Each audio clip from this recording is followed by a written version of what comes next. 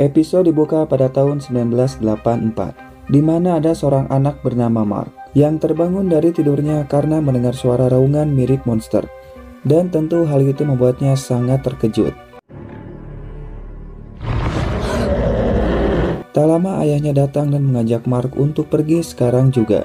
Namun sebelum pergi, ayahnya memecahkan patung kodok yang ada di kamar itu, karena makhluk batu akan datang ke rumah mereka. Ayahnya mengambil uang dan juga sebuah buku kronik dari dalam berangkas, dan menyerahkan buku itu pada anak pertamanya bernama Thomas.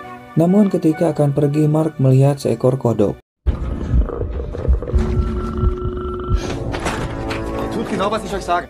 Namun di sini sang istri menghadang mobilnya, sambil mengatakan kalau apa yang kalian lihat tidaklah nyata. Tapi suaminya tidak peduli sehingga dia pun langsung saja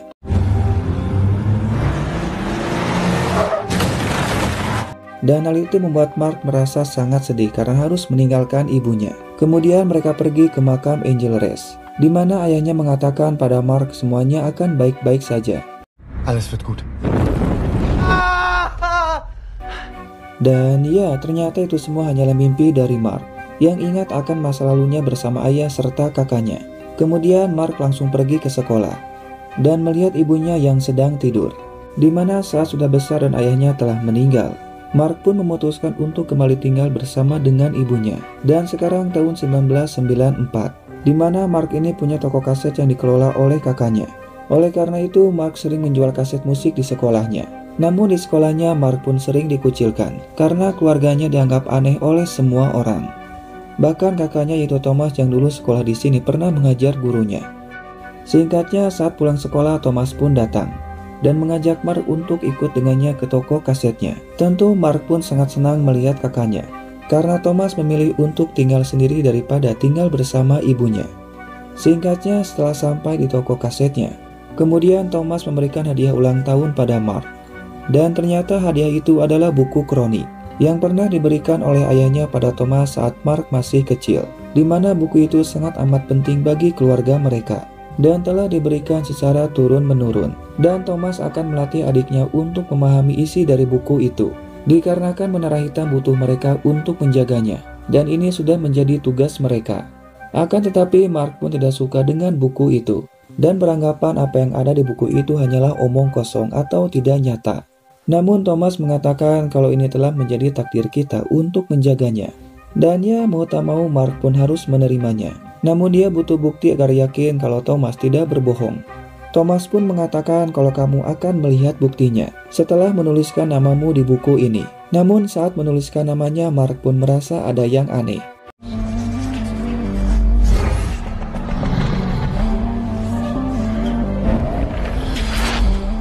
Malam harinya, Mark pun yang penasaran membaca buku itu. Di dalam buku itu terdapat gambar dan juga simbol yang aneh, termasuk menara hitam yang dibilang oleh Thomas, di mana menara hitam itu terdapat 6 tingkat. Di dalam buku itu juga terdapat gambar monster bertanduk yang sering berburu manusia untuk dijadikan budak. Dan Mark menemukan sebuah peta tempat menara hitam itu berada. Namun Mark pun sangat terkejut saat melihat gambar dari para monster yang menghabisi manusia dengan sangat sadis.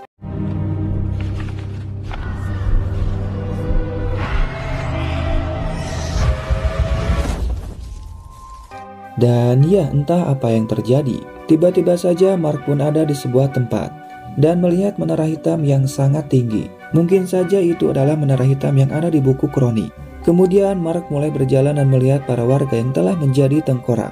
Namun tak lama Mark merasakan ada yang datang, sehingga dia pun langsung bersembunyi.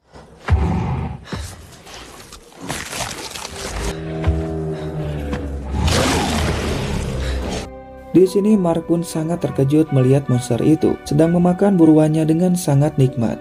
Karena takut, Mark pun memutuskan untuk pergi. Namun sialnya, Mark malah menginjak sebuah jebakan yang membuat monster itu langsung mengejarnya.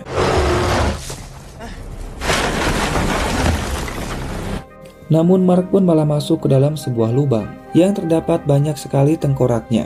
Tentu hal itu membuat Mark sangat amat ketakutan dan berharap monster itu tidak datang padanya.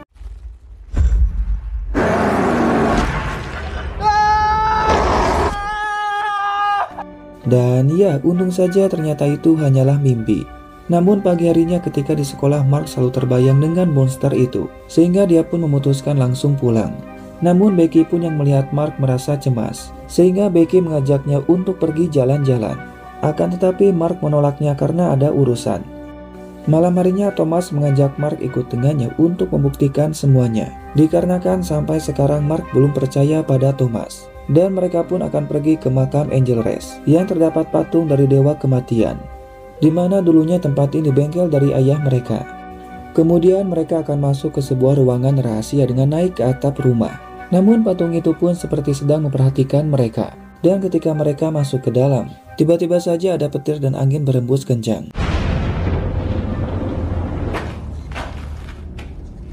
Thomas pun mengatakan tempat ini sangat istimewa karena dilindungi oleh sihir. Thomas pun lalu mengambil sebuah kotak dan meminta pada Mark untuk membukanya. Namun ternyata isi dari kotaknya telah menghilang, di mana isinya terdapat sebuah senjata yang disebut dengan pendulum, dan mereka pun harus menemukannya. Namun tiba-tiba saja dari kotak itu ada sebuah jarum yang menusuk jari Mark.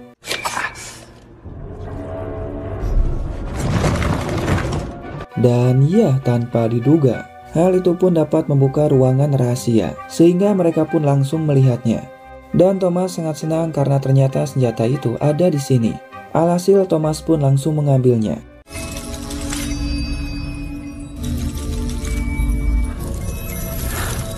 Ternyata senjata itu bereaksi pada tangan Mark, dan tentu saja Mark pun sangat kagum. Dan Thomas mengatakan senjata itu sengaja disimpan oleh ayah hanya untuk kamu. Karena makhluk yang bernama Griffin butuh darah mereka untuk bertahan hidup. Karena Griffin sangat amat kuat, di mana dia menguasai menara hitam dan menjadikan manusia sebagai budaknya. Dengan adanya benda ini mungkin saja mereka dapat mengalahkan Griffin. Oleh karena itu Thomas pun mengajak Mark untuk mengalahkannya. Dan tanpa mereka sadari, patung ini pun mulai bergerak dan langsung menghilang.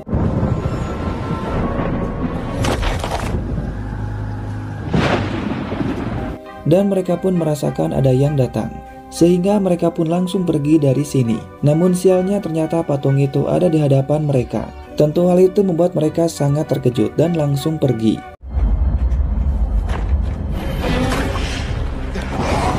Dan ya, ternyata patung itu pun menghadang mereka untuk pergi.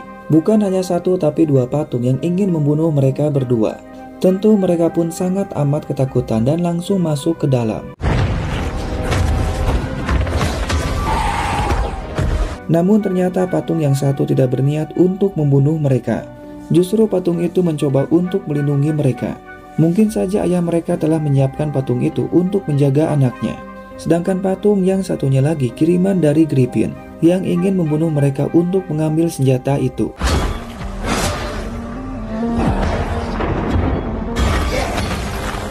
Mereka pun hanya bisa mendengarkan patung itu yang sedang bertarung. Namun Mark pun masih belum percaya dan beranggapan kalau ini tidaklah nyata. Sehingga Mark mencoba untuk tetap tenang dengan harapan kalau ini hanyalah mimpi. Dan Thomas pun berusaha untuk menenangkan adiknya. Hingga tak lama suara pertarungan pun berhenti.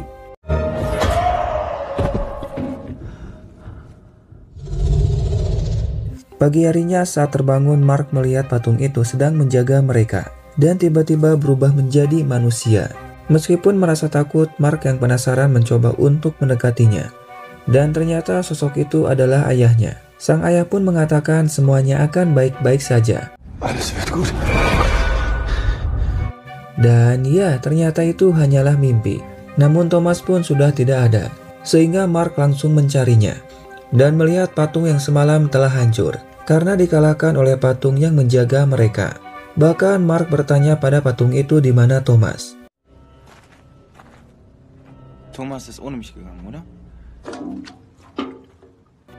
Kemudian Mark pun pergi ke toko untuk mencari Thomas.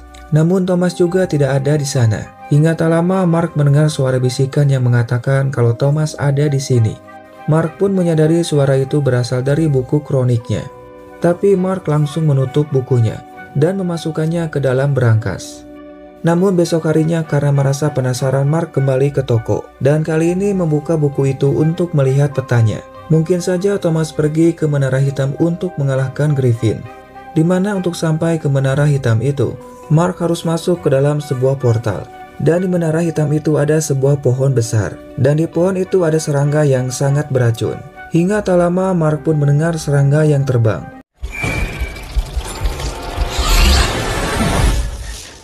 Dan ya, tanpa diduga, tiba-tiba saja Mark ada di sebuah tempat yang sangat misterius. Mark pun berusaha untuk tetap tenang, karena mungkin saja semua ini tidaklah nyata.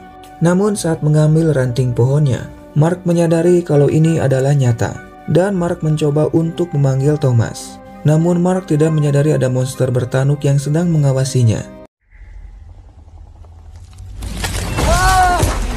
Mark? Dan ya, ternyata itu adalah Thomas. Tentu saja Thomas sangat senang melihat adiknya datang ke tempat ini. Dan malam harinya Thomas mengatakan sekarang ini mereka ada di menara tingkat paling bawah, di mana tidak ada bulan ataupun bintang, yang ada hanyalah kegelapan. Tujuan Thomas datang ke sini tentu saja untuk mengalahkan Griffin. Dan jika berhasil maka Thomas akan diangkat menjadi raja di Istana Martin, yang ada di menara tingkat paling atas. Dan bertanya kalau kamu masuk ke sini lewat mana. Mark bilang dirinya hanya ingin menemukan Thomas, sehingga membayangkan tempat ini yang ada di buku kronik. Mendengar hal itu, Thomas sangat terkejut dan mengatakan kalau adiknya seorang pengelana antar dunia, di mana dapat berpindah tempat dalam sekejap mata hanya dengan memikirkan tempatnya. Dan hal itu membuat Thomas merasa iri pada adiknya. Pagi harinya saat terbangun, Thomas menyuruh pada adiknya untuk diam, karena sekarang ada pemburu budak yang sedang mengawasi mereka. Sehingga mereka pun langsung lari seedan-edannya.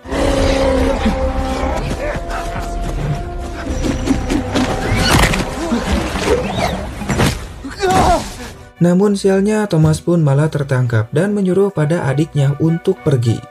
Dan ya, karena tak ada pilihan, Mark pun langsung pergi meninggalkan kakaknya. Sementara itu Becky datang ke toko untuk bertemu dengan Mark. Namun tentu saja Becky tidak akan menemukannya. Hingga tak lama Becky mendengar suara dari buku itu yang mengatakan aku ingin kembali. Tentu saja suara itu berasal dari Mark yang bersembunyi di balik pohon sambil memegang sebuah batu.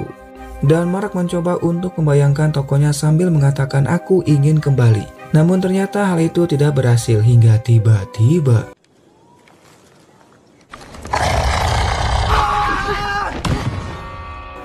Dan ya, tiba-tiba saja Mark pun ada di tokonya. Dan tanpa sengaja malah memukul Becky dengan batu itu. Dan mereka meminta pada Mark untuk menjelaskan apa yang terjadi. Mark pun akhirnya menjelaskan semuanya pada mereka. Akan tetapi Memo pun tidak percaya dan berpikir kalau Mark sudah gila. Alhasil Mark pun mengajak mereka ke makam Angeres untuk membuktikannya. Sementara itu di menara hitam tingkat paling bawah, anak buah Griffin melaporkan pada sang ketua bernama Vendia kalau mereka telah berhasil menangkap Thomas. Namun mereka pun tidak berhasil menangkap adiknya. Vendia mengatakan sekarang saatnya bagi kita untuk naik tahta dan menyuruh untuk menjadikan Thomas sebagai budak mereka.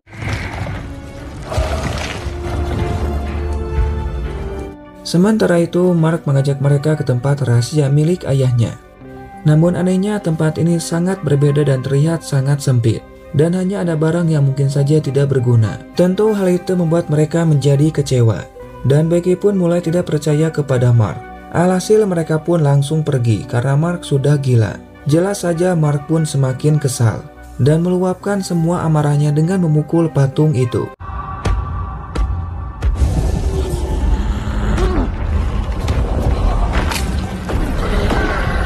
Namun anehnya pukulan dari Mark dapat dirasakan oleh mereka, bahkan menimbulkan retakan pada tembok batunya. Dan Vendia pun mengatakan sekarang sudah dimulai.